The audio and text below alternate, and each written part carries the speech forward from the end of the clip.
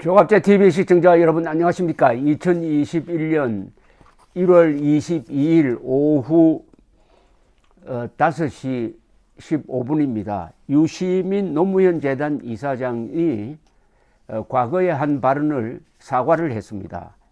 검찰이 노무현 재단 계좌를 불법적으로 열람하고 있다는 의혹이 있다.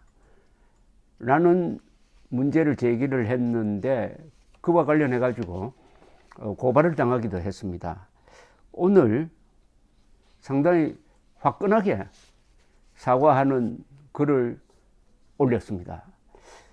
이렇게 나름대로 깔끔하게 사과하는 문장도 보기 좀 힘든 경우입니다. 한번 소개를 해 드리겠습니다.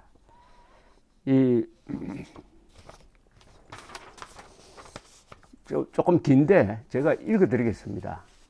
유시민 씨는 아시다시피 말도 잘하지만 글도 잘 쓰는 분입니다. 여러 권의 책을 남겼고 또 자신의 유튜브를 운영하는 분인데 노무현 재단 홈페이지에 올린 사과문이니까 노무현 재단 이사장 자격으로 올린 겁니다.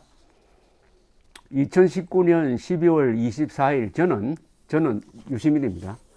유튜브 방송 알릴레오에서 검찰이 2019년 11월 말 또는 12월 초 사이 어느 시점에 재단 계좌의 금융거래 정보를 열람하였을 것이라는 의혹을 제기한 바 있습니다. 누구나 의혹을 제기할 권리가 있지만 그 권리를 행사할 경우 입증할 책임을 져야 합니다. 그러나 저는 제기한 의혹을 입증하지 못했습니다. 그 의혹은 사실이 아니었다고 판단합니다. 무엇보다도 먼저 사실이 아닌 의혹 제기로 검찰이 저를 사찰했을 것이라는 의심을 불러일으킨 점에 대해 검찰의 모든 관계자들께 정중하게 사과드립니다. 사과하는 것만으로 충분하리라 생각하지 않으며 어떤 형태의 책임 추궁도 겸허히 받아들이겠습니다. 노무현 재단의 후원 회원 여러분께 사과드립니다. 저는 입증하지 못할 의혹을 제기함으로써 노무현 재단을 정치적 대결의 소용돌이에 끌어들였습니다. 노무현 대통령께서 모든 강물을 받아 안는 바다처럼 품넓은 지도자로 국민의 마음에 들어가도록 노력해야 할 이사장의 책무에 어긋나는 행위였습니다. 후원 회원 여러분의 용서를 청합니다. 그러니까 후원 회원들을 상대로 한 사과문으로 보입니다. 알릴레오 방송과 언론 보도를 통해 제가 제기한 의혹을 접하셨던 시민 여러분께 머리 숙여 사과드립니다. 정부 여당이 추진한 검찰개혁 정책이나 그와 관련한 검찰의 행동에 대한 평가는 사람마다 다를 것입니다. 그러나 우리 모두는 어떤 경우에도 사실을 바탕으로 의견을 형성해야 합니다. 분명한 사실의 뒷받침이 없는 의혹 제기는 여론 형성 과정을 왜곡합니다. 이것은 자신에 대한 아주 냉혹한 비판입니다. 이 문제와 관련하여 제가 했던 모든 말과 행동을 돌아보았습니다. 저는 비평의 한계를 벗어나 정치적 다툼의 당사자처럼 행동했습니다. 대립하는 상대방을 악마화했고 공직자인 검사들의 말을 전적으로 불신했습니다. 이것은 상당히 격렬하게 반성하는 단어 선택입니다. 상대방을 악마화했다. 상대를 그냥 악마로 몰았다는 뜻입니다. 과도한 정서적 적대감에 사로잡혔고 논리적 확정 편향에 빠졌습니다. 제 자신의 생각과 감정에 대해 비판적 거리를 유지하지 못했습니다. 단편적인 정보와 불투명한 상황을 오직 한 방향으로만 해석해 입증 가능성을 신중하게 검토하지 않고 충분한 사실의 근거를 갖추지 못한 의혹을 제기했습니다. 말과 글을 다루는 일을 직업으로 삼는 사람으로서 기본을 어긴 행위였다고 생각합니다. 누구와도 책임을 나눌 수 없고 어떤 변명도 할 수 없습니다. 많이 부끄럽습니다. 다시 한번 깊이 사과드립니다. 이거는 역시 글 쓰는 사람이니까 이렇게 솔직하게 사과를 할 수 있을 것 같습니다. 변호사한테 이렇게 물었으면 이렇게 사과하지 말라고 했을 것 같은데 상당히 자책이 강합니다. 저의 잘못에 대한 모든 비판을 감수하겠습니다. 저는 지난해 4월 정치 비평을 그만두었습니다. 정치 현안에 대한 비평은 앞으로도 일절하지 않겠습니다. 어떻습니까? 조금 이례적으로 보입니다. 뭐 이 사과에 대해서 이게 무슨 저의가 있느냐 하는 것을 따지는 것은 뭐 이 자리에서는 하지 않겠습니다. 뭐 사실 궁금한 건 사실이죠. 왜 이 순간에 이렇게 하느냐. 여기에 은행 계좌 열람 의혹이라는 말이 좀 걸립니다. 노무현 재단 은행 계좌 열람 의혹. 이 노무현 재단의 경리가 불투명한 점이 있느냐. 불투명한 점이 있기 때문에 이렇게 선수 치듯이 검찰이 들여다보고 있다라고 아우성을 친 것 아니냐 하는 의심을 사실은 그때부터 자초했던 겁니다. 어떤 재단의 격리 관계는 상당히 민감한 부분입니다. 특히 이 전직 대통령, 노무현 전직 대통령의 재단의 격리를 검찰이 들여다보았다 하면은 당연히 그게 뭐가 있는데 이렇게 물었을 것 아닙니까? 그런데 그런 사실이 없었다는 것이 뭐 확실하게 제기되었었습니다. 자, 이게 여기서 끝날 것 같지가 않아요. 이게 꼬리에 꼬리를 무는 사건이라고 볼 수가 있는데, 이 한동훈 검사장이 논평을 냈습니다. 그걸 우선 소개를 해드리겠습니다.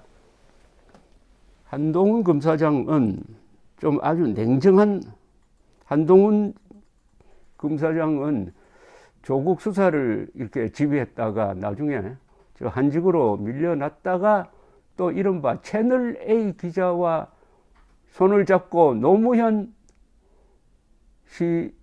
아닙니다. 제가 자꾸 노무현이라고 하는데 유시민 씨의 뒷조사를 하려고 했다.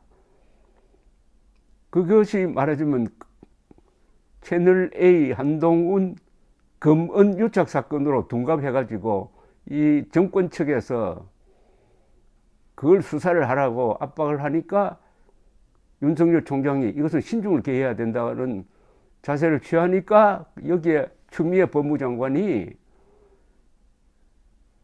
해방 이후에 두 번째로 수사지휘권을 발동해가지고 윤석열 총장의 손발을 묶어버렸습니다. 이게 윤석열 몰아내기의 시작이었습니다. 거기에 한동훈 씨가 관계되어 있는 거예요. 물론 그 뒤에 수사로서 한동훈 씨는 채널A 기자와 그런 모의를 한 적이 없다는 것이 확인되었음에도 불구하고 지금 서울중앙지검이 지금 이 사건을 가지고 아직 미적되고 있습니다. 그러니까 한동훈 검사장은 아주 냉정한 논평을 내어놓았습니다. 지금 현재 법무연수원 연구위원으로 있는데 늦게라도 사과한 것은 다행이지만 부득이 이미 발생한 피해에 대해서 필요한 조치를 검토할 것이라는 입장문을 냈습니다. 저는 대검 반부패 강력부장 근무 시 유시민 이사장이나 노무현 재단 관련 계좌 추적을 하거나 보고받은 사실이 없다.